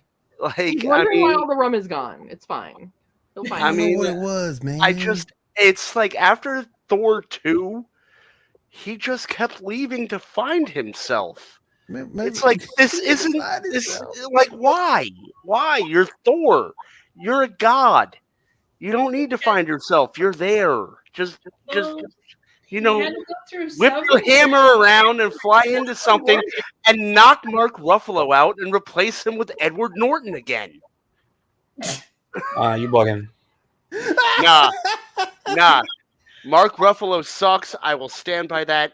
Down with Soy you're bugging. No, was that your name? But the thing is, if it was Edward Norton, there would be because he basically acts like how Tony Stark acts, and that'd be a lot going on. Yeah. But did the whole I'm a humble scientist kind of vibe, and so it blended very nicely. I don't like, and I like Edward Norton's Hulk and stuff, but I don't think the way he proceeded Bannon, it would have worked at all. He is Soy Hulk. Mark Ruffalo sucks as Hulk. It's like he's awful. He is the worst. I would rather bring Eric Bana back. I will give him credit though. I will give him credit. I'm sorry. Are you jealous that he has bigger muscles than you? One, give him props, I need to have muscles for someone to have bigger muscles than me. So no, these are stick arms. Okay. I will give him props. He is a really good Bruce Banner. Yeah. I don't even know. I don't like him as Bruce I think Banner. He's a really good Bruce Banner. I really think he's a good Banner. I don't. I think I think Bruce Banner is more conflicted. I think Bruce Banner is the most complex character in Marvel lore. And I think they need to bring a good actor on. And Mark Ruffalo just always looks like he's gonna cry. Like he always looks like he's gonna cry. He's always like, but She-Hulk, I'm sorry. I was in the car with you. We were in an accident. Now you're She-Hulk. Well, okay. That's a different dynamic, though. They're cousins. Which is totally another show. No, but I mean, that's just him. He's Soy Hulk. We get into that later. Oh, God. No, we need a new Hulk. We need a new Hulk now. Okay, so petition Disney for a new Hulk. Right? I will, and I'll win. Go stand out there with your clipboard and get your signature for your petition. Like those ever He'll work. do it too. I'll do it. Ambrose he'll do it. I'll fly out to LA. Geek News Now can record it. And I'll be like, new Hulk petition. New Hulk petition. He'll be out there with his picket sign and everything. All right. Let's go ahead and move on, guys. So Disney has now revealed that Avatar Way of Water will be available for purchase on all major digital platforms starting on March 28th. Damn. So you can now watch Black Panther 2 and Black Panther 2 with Blue People as of March 28th. Yeah. And Ferngully 2? I call it Ferngully 2 Electric Boogaloo. No, that was the first one. Damn. Yeah. Because the second one is the land people are fighting the water people over a mineral. Yeah, but Namor isn't in it. No, it's Namor. It's Namor, as in don't come around here, Namor. Over there, Snake. obviously somebody can obtain. Well, they wouldn't be having a war for something that is unobtainium. Yep. Exactly. Exactly. All oh right. my goodness. Now James Cameron's just sitting there in the back, like, whatever. I made money off of Terminator. I got my money, so it's all good. I don't care. we have some fun Batman news. Oh, great. So, after being scrapped by HBO Max, Batman the Caped Crusader has officially been picked up by Amazon with a 2-season order. So I'm not sure if season 1's going to involve dead parents or not, but I can guess that it probably will. Damn. This is going to be followed by James Gunn. News about James Gunn is now going to be the director of DC Studios Superman Legacy, the movie. Okay, I'm kind of concerned. I have to speak very quietly because my wife just texted me that I'm screaming. I'm apparently getting a little too enthusiastic. But that was funny when she came on the show that time. I'm surprised she didn't. I'm honestly surprised she didn't this time. Well, because you probably paid attention to your text messages this time. So she's like, he's ignored my text messages for 20 minutes. Let me hop in the chat on the show and tell him, make them and tell the world. James Gunn is not a Superman director. I have my concerns with it too. James Gunn is a DC director. James Gunn, I have my concerns with that too. I really do. I really thought he was going to kind of be ahead of it and kind of direct people to do things. I don't like him. It takes a special person for something like Superman to be made, especially with how mishandled the property has been over the last bunch of years. And I just don't think he's the guy for it. And I think he's taken on too much to do it. I'm not a Superman fan by any stretch. I'm more of a Supergirl person, but I got concerns too. But we'll see what happens. I'm more for General Zod. You would be for General Zod. You would be. Give me some Bizarro World and a General Zod series, and you got my attention. What we got up next, Kat? All right. If you want to bring up picks 13 through 16, we have some new Joker picks. Yep. Are they rap battling? No, I think it's going to be an epic breakdancing battle. There you go, break the egg. Yeah. I haven't seen Joaquin Phoenix's Joker yet. Or is that for hopscotch? Wait, why is go back to to the other picture? Why is that Joker so much bigger than that Joker? That's like Ronald. That's like this. Double. They're taking the pictures from further away. Oh, that's like the Burger King and Ronald McDonald. Damn. You might be right. Well, I mean, he can't be sad all the time. True. All right. So we also have some fun news if you want to, in regards to Kevin Smith's Masters of the Universe Revolution. Oh, great. Is he crying again? No, this is actually a new voice actress has been cast as Melissa Benoist. Is going to be voicing the heroine Tila. Yes. Which I mean, she's a good character, so I can't even be mad about that. They need to work on her though. They do. Cause oh my god, she don't look right. Yeah, they'll have to figure that part out. They gotta figure that out. What, Tila? Yeah, she don't look. The animation style isn't. Yeah, she looks like my she looks like my high school health teacher. Oh no. Did they change the animation style? Because wasn't it more like a Castlevania animation style? Yeah, a little bit. Yeah, I haven't seen the pictures. It didn't look good. I mean, maybe I'm a little old school, but the original Tila looked a whole lot better than the new one. Yeah. I mean, I have my problems still a badass, but she looked more ladylike. Yeah. I have my problems with the show because people predicted it. Kevin Smith ruined a lot of YouTubers and came out and screamed and rallied against him when everybody was like, this is what's going to happen with the show. And Kevin Smith went on and cried, and his eyes got as red as the devil's wang. And then he was, screaming people down and shouting them down. And this is where we are, and everyone predicted it. But Kevin Smith ruined a lot of YouTubers to get to this point. So for the record, though, and this kind of gets down to what I've always said about social media. Everybody has an opinion. If Kevin Smith doesn't like your opinion and he wants to yell at you, you have two choices.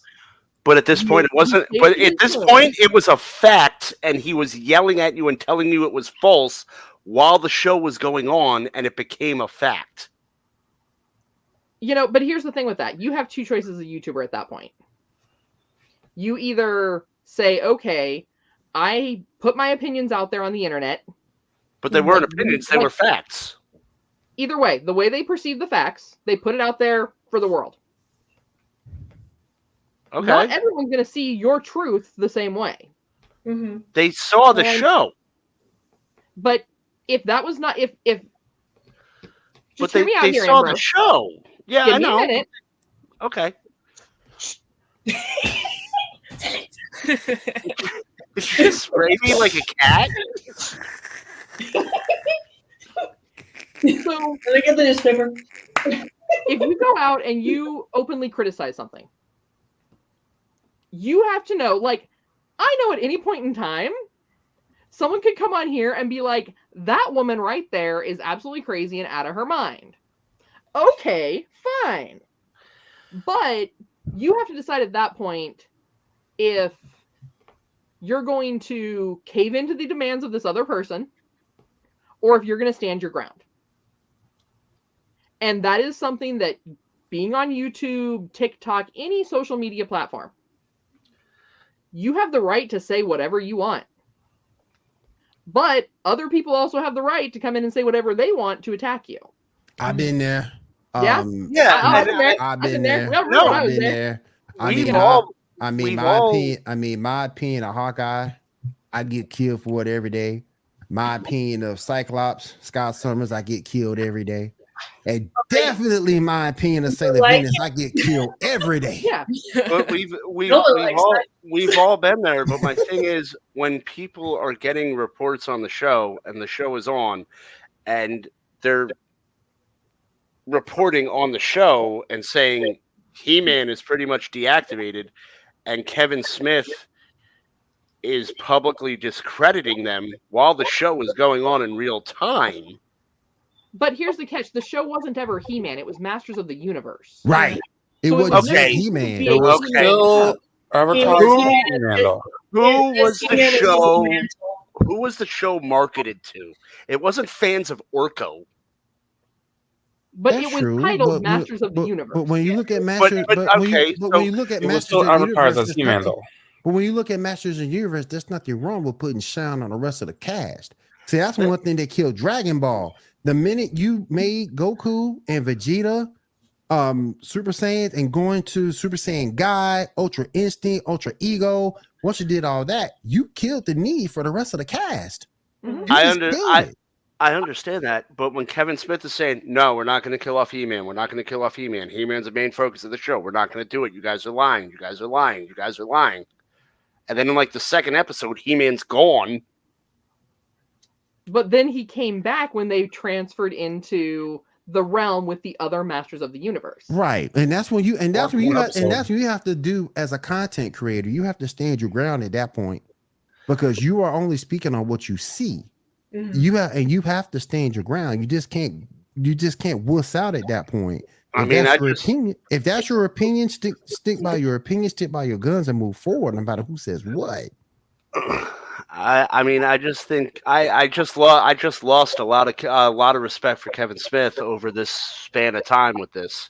If you don't lose respect for Kevin Spacey, you lose respect for his lack of creativity. I was lose respect for him. Oh well, I never really respected Kevin Spacey after Superman. Lose respect for that. Don't worry about the social media garbage. But Kevin Smith, though, I lost a lot of respect for him. I lost a lot of respect for him after he cried at a Star Wars trailer. That too. You're a grown man. That too. You're dressed like a kid who got too fat for his rollerblades. Damn. All right, what else we got, Kat? All right. Well, so we've touched on, of course, that I was not here last week because I was out in New Braunfels, Texas, at Hill Country Comic Con. Now, one of the things that was really exciting about this is that they had a Teenage Mutant Ninja Turtles reunion.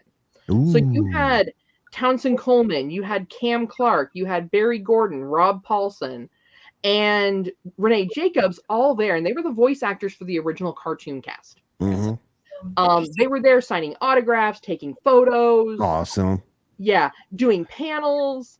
And for those of you, I know there are a lot of people that maybe because of just the times we live in, maybe you've never been to a Comic-Con. Maybe you haven't found an event in your area, or you're not sure like what's really the big deal about these events. So it's not only the big thing about these events isn't just the opportunity to interact with these celebrities, which Rob Paulson I've met on a couple different occasions. He is a gem. He is wonderful. I somewhere still have a video recording of him doing Yakko's America. Yes. Oh, that's awesome. Nice. Yeah. From when he was at Alamo City Comic Con here in San Antonio. But there's so much more to Comic Con than just like the celebrities. Another thing that really kind of, which like, you know, you can kind of see like, for example, like, you know, my little Mars Attacks behind me here. For those of you that can't tell, that's Mars Attacks attacking the Alamo. That is actually from a local artist here in San Antonio. It's painted. I watched him live paint it in an event, and I bought it. Nice. And I framed it. I took it in and framed it and everything. But there's a lot of fan art and things that you can get at events, and art that you wouldn't even be exposed to if you weren't there. This here, amazing piece of artwork. Oh, it is Goliath and Batman. Gargoyles. And Batman. Yeah, so he does these amazing like geek mashups, and on top of it, this guy's a Navy veteran. That's cool. So you guys know that veterans have a very warm place in my heart. His name is Alan Williams II. And he does these in color. He has some in black and white. He does all kinds of amazing, like old school and new school mashups. Cool. You know, but this is the kind of things you don't get unless you're actually going out to some of these events, because these are local artists. This is a brand new comic company out of the San Antonio, Austin area called Child's Play Comics. That looks cool. This is Malia Mayhem. And this is one of their #1 comics that they have actually self-published under their own brand. That's awesome. That's awesome. So this is like a comic you wouldn't even find in like comic book shops yet. Yeah. Someday it's going to expand out, definitely. But, you know, you miss out on those kinds of things too. Let me see, what other goodies do I have? Like these here, these are super cute. Little Star Wars earrings with R2-D2 and Grogu. Awesome. And you've got in the background, you've got Boba Fett, and you've got like those are super nice. Yeah.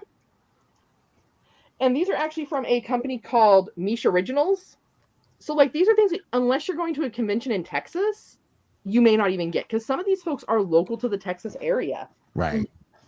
These are so super comfy. I have a pair not in this pattern. These are leggings. These are Spy Family. So anime. Yeah, I remember them. Leggings. Yeah. From a company called The Legging Lass. And like even like authors, you'll run into like folks that have written books. And so this is a little bit of like a cyberpunk anime type thing called Hope, Last Year's Model. Okay. It's about a robot who's about to be replaced by another model robot, and like the rivalry and then partnership that they end up finding. So, but this is where it gets kind of sad for me, because all this cool stuff, none of this is staying in my collection. Everything that I have shown you is going to be going into a giveaway for fans of Geek News Now. That's awesome. We haven't set the date.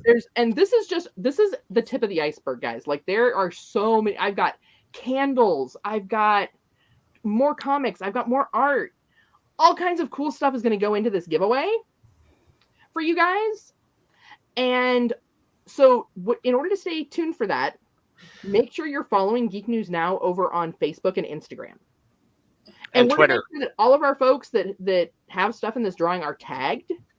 That way you can go check out their art. Like, oh, some of the art that was done by Mr. Adams, like, oh, we did pick up pieces for our own private collection.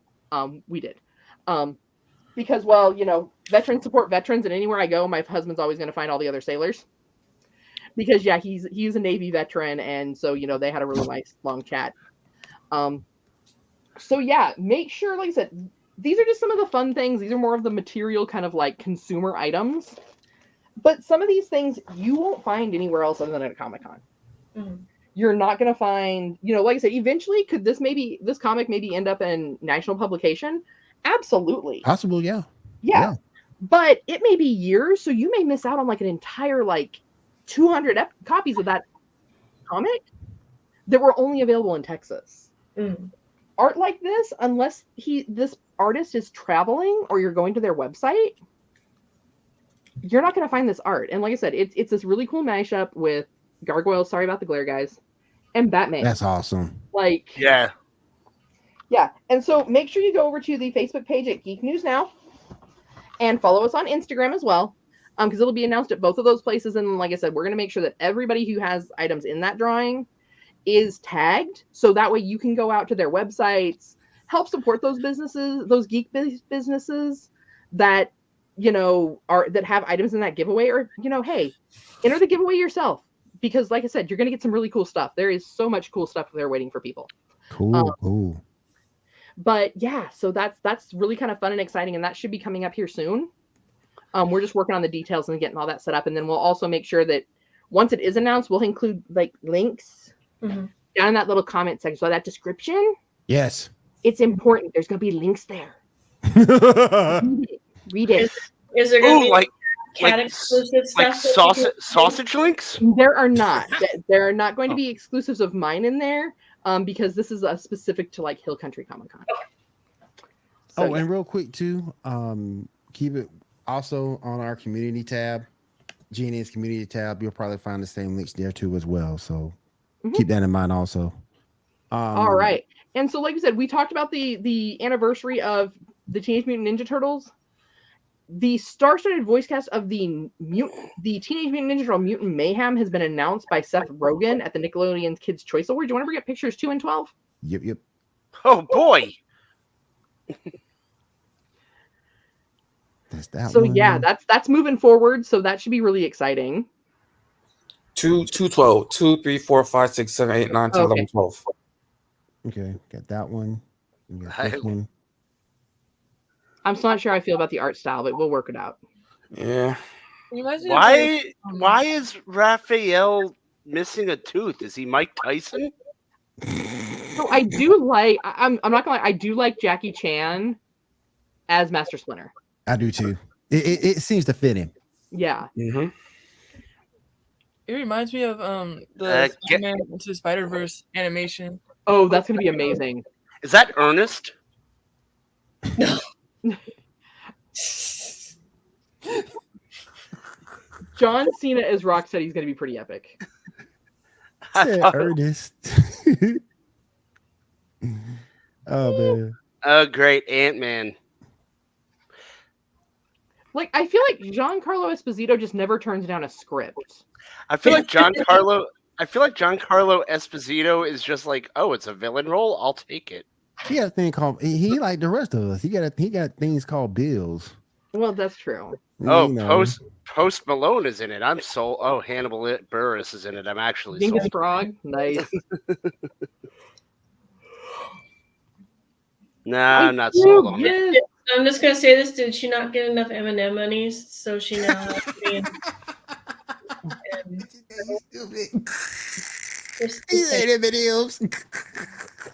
They paid her in M&Ms, you know. That is true. That's what it was. She didn't read her contract, and she was only paid in candy. So now she's too. She's not. Wait, what happened? Oh yeah, she's really not funny. She really ain't. She's the new spokesperson for M&Ms. They took out the cartoon people. I don't know how I still don't understand why they did that, but it's all good. Shout out to my girl Melissa Benoist. She will always be my Supergirl. Shout out to her. This is what she does with Masters Universe. Still am not sold on the Ninja Turtles cartoon though. The way I'm they just look not sold on the art style. the way they look is weird. I mean, Raphael looks like Mike Tyson. It's Seth Rogen's really hit and miss, and like really, really hit and miss. Well, but I think in a role like Rocksteady and Bebop, that's why I'm okay with Cena being involved. Those characters, they were slapstick to begin with. Yeah. Which is why I'm okay with it. Like, they were not serious villain. They were not these serious. No, they were comic relief. Right. As much as I love those characters, they were comic relief. Right. Well, all right. So, we gotta. I wanted to about that. It's like, well, one of my brother's friends. He's like, I realize I'm a 41-year-old man, and that this isn't actually catered to me. So, we'll see how it goes. Yeah, it might go good with the kids. Yeah. Yeah. But my kids watched it, and my daughter didn't like it and didn't understand why they sounded. And like she's only seen the computer generated movie, the TMNT one. Oh. She hasn't seen the original cartoon. She hasn't seen the original movies or anything. So Michael Bay already destroyed her childhood. No, she hasn't seen Michael Bay. Oh, okay. Okay. I'm talking about the animated one right after. Animated. Yeah. Okay. Yeah. That wasn't that bad, to be honest. She's only seen that one. And so she didn't understand why it was this art style. She didn't like how their voices were. She just didn't like how they acted in general. And so... Man, but she was okay with Mario, the Mario trailer, and she loved the Sonic movies. So. Man, how old is your kid? She's a tough little what? critic, boy. She'll be 8. Oh, she a tough that kid critic, is. boy. I'll be like, hey, what did you think of Goodfellas? Oh, I thought the dialogue was really a little bit off for the time period, but they had the cars were good and the wardrobe was good, but the dialogue, they didn't talk like that in the 70s. A tough little critic. They need to let her criticize everything. So they need to let her criticize everything. Review this, review that. Let us know what you think. Right? Shoot. Child corner review of the day. There you go. And we got one more piece of breaking news, and then we'll save our topics for next week. So, based on the show that shall not be named, this news doesn't surprise me any. Oh, God. Warner Brothers has canceled the Scooby-Doo DC crossover film in its entirety at this point. It was leaked. That could be true. That could be why. It was leaked. I just read it was leaked. It was leaked online, and a lot of people watched it and are wondering why the other show that shall not be named is getting a second season. Because it got aired on somebody. Facts. I just like the meme that Shaw posted where it was old Velma smacking new Velma. That was funny. Face. I love that. That was funny. That was good. That was super funny. All right, real quick. Don't forget to check out shadowanime.com. That's our sponsor for the show. Head on over there, get your one-stop shop for all your anime needs. Gauntlet Geek 5 is a promo code. You save 5% off your total order. Head over there to shadowanime.com. Get something for your daughter, your son, yourself. They got a big selection, so head on over there. And let's go around the room and see what everybody has going on. Ambrose, what you got going on for this week? Well, I'm going to pray for the masses since Velma has the second season coming. Pray. Other than that, I'm miserable. It's Lent. I'm writing a couple of articles. I've had one pushed back. I don't like publishing on the weekend, so I'll have an article on Kathleen Kennedy published on Monday. Oh, cool. It's Women's History Month, so respect your female filmmakers, your content creators, everything. Just a lot of ladies that need recognition working hard out there. And like I said earlier in the show, March 25th, live stream, Retro and Wolf, YouTube, It's for a good cause. So tune in, watch them play, and if they hit a goal, I think Devin's gonna shave his head in solidarity with his cousin. So it's gonna be a big to do. So well, just remember for the woman month, Sailor Venus does not fall under that. So feel free to criticize her all day long. She don't count. Brie Larson don't count neither. I don't care what D Graham say. Brie Larson don't count neither. So you can go ahead and trash on her. Continue to trash on her. yes, That little car commercial. Go on, trash on her. Trash on her. Feel free. I will not buy a Nissan. They clearly do not make car seats that are comfortable for people with asses. Oh my goodness. Diamond, what you got coming up this week?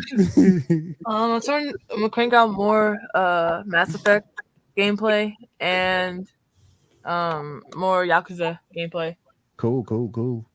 Kat, what you got coming up this week for GNN? All right, so for GNN, I'm going to be having some interviews posted up from my time out at Hill Country Comic Con. I spoke with a really great cosplayer out there who's local to the Texas area, named Laura Ray Cosplay. I also had an opportunity to interview two of the writers for Antarctic Comics. They are another indie comic company that are right here in the Texas area. And actually, they've got some really cool. There's some really cool art of theirs that's actually going to be in our giveaway. It's art that is very limited because it was originally drawn for a project for Emerald City Comic Con. That after it was all said and done, they're like, "Oh yeah, we didn't get enough other artists to participate, so sorry." So they printed up enough for that show. It was done for Emerald City Comic Con, so they're not doing anymore. Oh my god, that sucks. And I have that art for our giveaway. That's awesome. Cool. That's awesome. But I mean, that just sucks. They did all that work, and it's like, nope. Well, I mean, we're not going to let it go to waste, right? Because we have it for our fans. Yes. And they're going to get to know more about these guys. Also, this weekend, if you are in the San Antonio, Austin area, tomorrow is the last day of Alamo HeroCon up at the Shirt Civic Center. So I will be out there with Heroes and Villains of Cosplay. We're a local cosplay group here in Texas. So come on out there, get some autographs from the cast of Supernatural, and say hi. Awesome. Janae, what you got coming up this week? And the cast of Supernatural never comes to Maryland.